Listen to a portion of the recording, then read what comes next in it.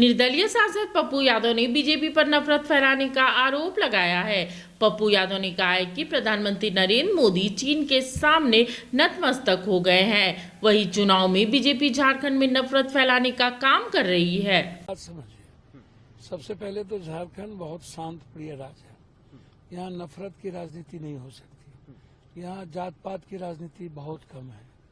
यहाँ लोग अपने जीवन की खुशियाँ और अपनी जिंदगी को ढूंढते हैं, अपनी पीढ़ी के लिए जीना चाहते हैं, खुशियों के लिए जीना चाहते हैं। बीजेपी जब भी चुनाव लड़ती है कहीं पर, आप उठा के देखिए, जब वो हरियाणा जाती है तो वहाँ पर वो जाट गैर जाट कर देता है, जाट दलित कर देता है, गैर जाट करते तो जाट से नफरत पैदा कर देता है।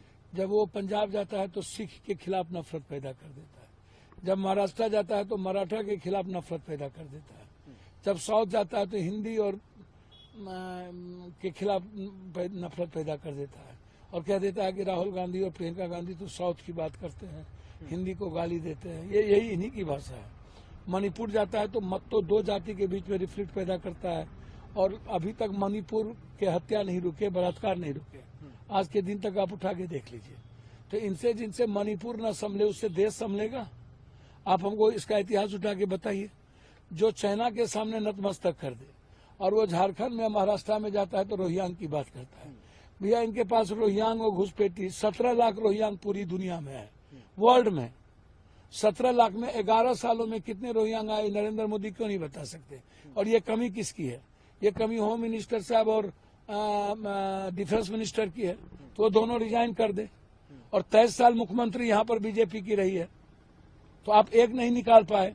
और जब चुनाव आता है तो नफरत की राजनीति करती है। क्या नहीं करता है ये बीजेपी वाले? गाय कटवाने लगते हैं नफरत पैदा करने के लिए। 2-2 हजार करोड़ रुपया लेकर के तस्कर के पैसे से बैठा हुआ है आसाम का मुख्यमंत्री। वो क्या करता है यहाँ भाई? उसका क्या काम है? शिवराज चौहान जी आज तक बैठे हुए हैं। 4,000 करोड़ रुपया महाराष्ट्र को आप लेके जाते हैं। मटन मीट दारू आप चलवाते हैं। गलत वीडियो आप पेश करते हैं मुसलमान हिंदू करवाने के लिए। फिर इनके पास मुद्दे कुछ भी नहीं। इन्होंने लूटा है झारखंड को।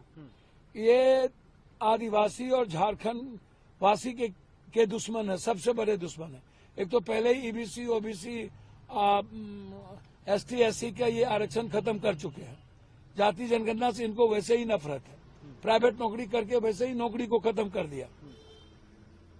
रेलवे की वैकेंसी, बैंकिंग की वैकेंसी निकलना नहीं है, तो वैसे ही ओबीसी ईबीसी एसटी एससी चला गया वोट लादने के लिए, खत्म हो गया। अब तो आपको किसी को नौकरी मिलनी नहीं है। आदिवासियों को आप चैलेंज करते हो। तो मुझे लगता है कि जो 450 कांग्रेस की योजना है, गैस सिलेंडर 6,000 रुपया जो बेरोजगारों को है, तो सभी जात धर्म को है, कोई बैकवर्ड फॉरवर्ड को नहीं है, आदिवासी को नहीं है, सभी जात को है। तो एक तो आप उसको देख लीजिए, आपको पता चल जाएगा। दूसरी बात, आप मैया योजना देखिए, कहीं 3,000 रुपया हर औरत को है, गरीब औरत को है। हम 2 लाख रुपया किसान का ऋण माफ कर दिए और इसका किसी भी ऋण आज तक नहीं माफ हुआ। हम सभी जगह 3,000 रुपया बेटी को, उसकी ये बेटी पढ़ाओ बेटी बचाओ, इसका गायब हो गया।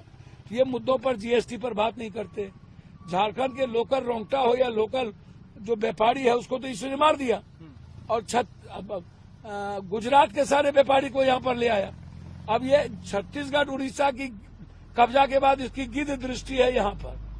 ये लूटना चाहते हैं। ये जंगल पर, जल पर, जमीन पर, बिजली पर, पानी पर, मिनरल्स पर ये कब्जा चाहते हैं। 52% फैक्ट्री बंद कर दिया और यहाँ के आदिवासी दलित एसटी एससी के बच्चों को बेरोजगार कर दिया। 52% माइंस बंद कर दिया। पॉलिसी चेंज किया जा रहा है कि कोई झारखंड का व्यापारी उस पॉलिसी में आया ही नहीं। गुजरात का पॉलिसी है। तो भैया आप तो पहले ही मार रहे हो, हमको बर्बाद कर रहे हो। और जिन लोगों ने लूटा वो सब 5-5 मुख्यमंत्री इसके हैं। रघुवर दास गवर्नर बना दिया लूटने के लिए। मिनी लंदन मैक्लुस्कीगंज प्रकृति की गोद में बसा ड्रीम डेस्टिनेशन आपका कर रहा है इंतजार। आइए अपने यादगार लम्हों को बिताइए ड्रीम डेस्टिनेशन में। राजधानी रांची से महज 50 किलोमीटर दूर आपका अपना ड्रीम डेस्टिनेशन। जब टूटती है आस जब थकती है सांस, जब रूठते हैं अपने, मुंह मोड़ता है जमाना, जब अंगड़ाई लेता है संकल्प, फिर बनती है कहानी, बनते हैं अनमिट निशान। देखिए मेरे साथ संघर्ष की दास्तां।